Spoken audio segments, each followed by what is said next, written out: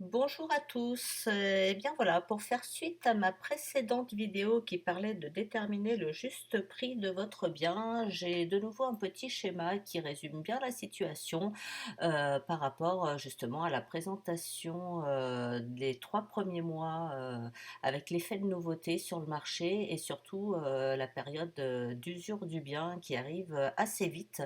Donc voilà, le but c'est justement se positionner au meilleur prix pour que justement votre maison puisse se vendre rapidement. Je vous propose donc de visionner ensemble une petite vidéo de notre confrère Monsieur Vaillancourt qui est canadien. Cette vidéo a été réalisée il y a quelques années mais vraiment est super bien faite. Donc voilà, je vous laisse en sa compagnie. Bonjour tout le monde, Philippe Vaillancourt, courtier immobilier résidentiel. Ce mois-ci, on parle de prix et on répond par le fait même à la question pourquoi est-ce que ma maison ne se vend pas? Certains parmi vous sont peut-être sur le marché depuis des semaines, voire des mois, et votre maison ne se vend pas. Pourtant, vous regardez dans le quartier puis vous vous rendez compte qu'il y a certains de vos voisins qui sont à vendre qui, eux, arrivent à vendre. Alors, comment ça se fait que vous ne vendez pas? Alors, pour bien comprendre cela, l'importance du prix et pour expliquer pourquoi vous ne vendez pas présentement, il faut comprendre le fonctionnement du marché immobilier, particulièrement un marché d'acheteurs, comme on voit à bien des endroits au Québec. Alors, pour vous aider à comprendre cela, j'ai préparé une petite démonstration avec des jetons du jeu de Monopoly. On a des jetons de joueurs ici. Alors ça, on va prendre ça pour représenter nos acheteurs sur le marché. Dans le milieu ici, on a des petites maisons qu'on va utiliser pour représenter les maisons à vendre sur le marché présentement. Et on va utiliser un cas réel, c'est-à-dire les statistiques du marché de Sainte-Dorothée à Laval à la fin 2014.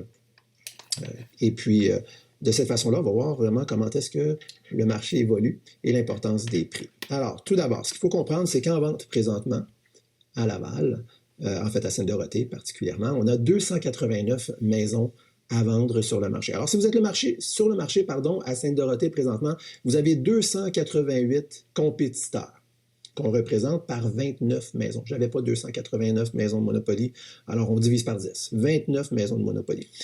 À chaque mois, en moyenne, dernièrement, à Sainte-Dorothée, 26 personnes, 26 acheteurs décident d'acheter une maison à Sainte-Dorothée. On va représenter ces acheteurs-là par 3 petits jetons, on va arrondir, du jeu de Monopoly.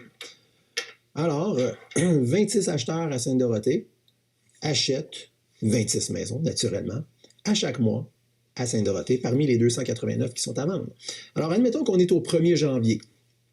Nos acheteurs ici doivent décider, parmi toutes ces maisons-là, lesquelles est-ce qu'ils vont acheter. Il y a toutes sortes de critères, naturellement, qui rentrent en ligne de compte quand on prend une décision d'acheter quoi que ce soit. Hein, ça peut être un automobile, une paire de souliers ou une maison. Il y a toutes sortes de critères qui rentrent en ligne de compte, mais généralement, le plus important pour les consommateurs d'aujourd'hui, c'est d'en avoir pour leur argent. C'est d'acheter quelque chose qui leur donne un bon rapport qualité-prix, n'est-ce pas? Alors, la même chose est vraie pour les maisons. Ce qui se fait dans l'esprit des consommateurs, des acheteurs, c'est une genre d'ordre ou de hiérarchie rapport qualité-prix avec tout ce qui est disponible sur le marché présentement. C'est-à-dire qu'il y a des maisons qui vont être plus intéressantes que d'autres pour eux, basées en grande partie sur le rapport qualité-prix. Alors, on se retrouve avec des maisons qui sont beaucoup plus intéressantes, qui en donnent plus pour l'argent, et des maisons qui le sont moins bon rapport qualité-prix. Alors, par exemple, si on fait un petit peu exagéré là, pour bien comprendre le processus, admettons ça ici en bas de la liste, ça serait quelqu'un qui a une maison construite en 1940, qui n'a jamais été rénovée, qui a une chambre à coucher et qui demande 1,5 million de dollars. OK? Complètement déraisonnable. Et ici en haut, dans ce qui est le plus intéressant pour les acheteurs, ce serait peut-être une maison construite récemment, une belle grande maison avec un grand terrain, un garage très bien entretenu, de la place pour toute la famille et dans un bel endroit, un beau quartier, là, une belle rue. Alors ça représenterait à un prix raisonnable, facteur important, un prix très raisonnable, donc le meilleur rapport qualité-prix sur le marché présentement. Alors on se retrouve avec un ordre comme ça, du plus intéressant au moins intéressant rapport qualité-prix. Alors naturellement, en toute logique, le premier acheteur à tirer sur la gâchette, si on veut, au mois de janvier, va acheter la maison la plus intéressante, celle qui en donne le plus pour son argent, et part avec. Deuxième acheteur va prendre la deuxième, et le troisième, la troisième, naturellement. C'est logique. Et là, je pourrais dire et ainsi de suite, sauf que ça l'arrête là. C'est ça qu'il faut comprendre dans un marché d'acheteurs. On a beaucoup de maisons à vendre et peu en relation de gens qui décident d'en acheter. Là, il faut comprendre, ça ne veut pas dire que le marché est mort. On a quand même à chaque mois 26 personnes qui décident d'acheter à Sainte-Dorothée. Donc, c'est tout à fait possible de vendre sa maison. Mais il faut faire des choix marketing intelligents. Alors, qu'est-ce qui arrive le mois suivant? Hein? On est passé le mois janvier. On a un petit peu moins de maisons en vente.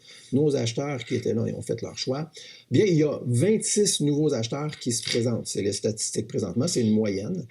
Environ 26 personnes achètent à chaque mois à Sainte-Dorothée, pardon. Alors, on a des nouveaux acheteurs qui doivent choisir parmi ces maisons-là. Mais si seulement ça fonctionnait comme ça. Malheureusement, l'inventaire de maisons ne baisse pas présentement parce qu'à chaque mois, même s'il y en a 26 qui se vendent, il y en a 53 qui se rajoutent sur le marché. C'est-à-dire ça qu'il y a 53 propriétaires de maisons à chaque mois à Sainte-Dorothée qui décident de mettre en vente leur propriété. On va les représenter par 5 petits jetons.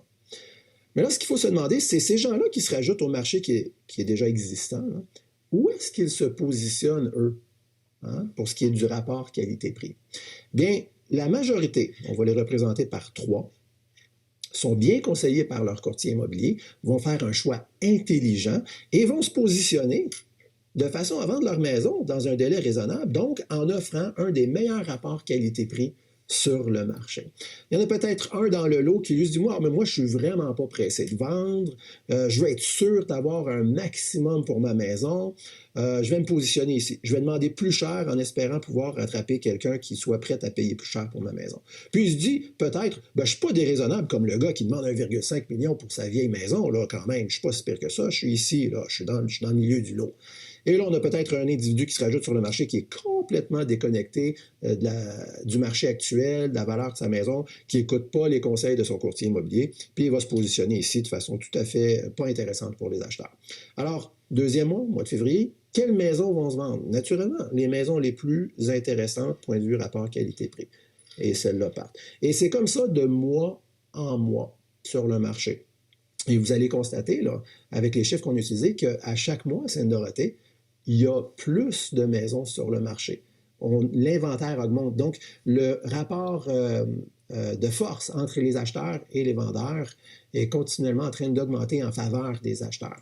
Pour vous, de façon pratique, qu'est-ce que ça veut dire? Bien, ça veut dire que si vous voulez vous mettre sur le marché, il faut être intelligent et agressif, point de vue du prix. Il faut se mettre immédiatement ici, en avant, un des plus intéressants sur le marché si vous voulez vendre. Pourquoi? Parce que si vous êtes un petit peu trop ambitieux, vous vous positionnez ici, vous demandez un peu plus cher que ce que, dans le fond, là, vous êtes conseillé par un bon courtier immobilier, bien, vous risquez de passer des mois et des mois et des mois sur le marché, tandis que le marché baisse dans un marché d'acheteurs comme celui-ci à Sainte-Dorothée. Les prix baissent.